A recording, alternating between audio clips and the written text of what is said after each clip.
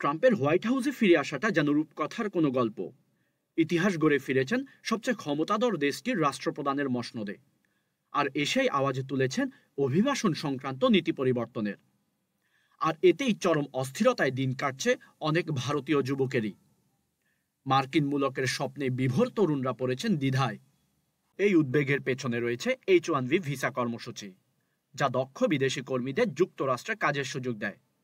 ট্রাম্পের প্রশাসন এই কর্মসূচিকে কিভাবে পরিচালনা করবে তা নিয়ে ধোঁয়াশা তৈরি হয়েছে। এর আগে ট্রাম্পের প্রথম মেয়াদে H-1B ভিসার প্রক্রিয়া বেশ কঠিন করেছিলেন। H-1B ভিসা প্রাপকদের মধ্যে 72% ভারতীয়। তালিকায় পরের অবস্থানে রয়েছে চীন।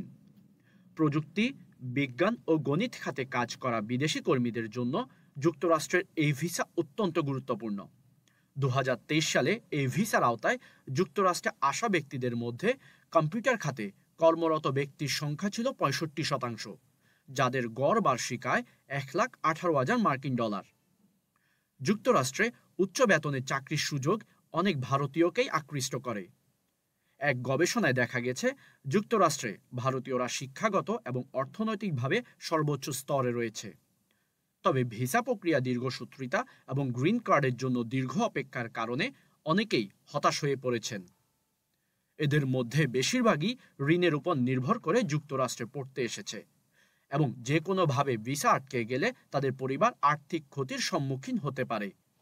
গবেষণা প্রতিষ্ঠান পিউ রিসার্চ সেন্টারের রিপোর্ট অনুযায়ী 2023 সালে যুক্তরাষ্ট্রে অভিবাসন বেড়েছে 16 লক্ষ। গত 20 বছরেরও বেশি সময়ে অভিবাসনের ক্ষেত্রে এত বিপুল পরিমাণ বৃদ্ধি দেখা যায়নি। যুক্তরাষ্ট্রের জনসংখ্যার 14%-রও বেশি মানুষ অভিবাসী। 1910 সালের পর এটাই রেকর্ড পরিমাণ অভিবাসন। যুক্তরাষ্ট্রে মেক্সিকানদের পরেই ভারতীয়রা দ্বিতীয় বৃহত্তম অভিবাসী গোষ্ঠী।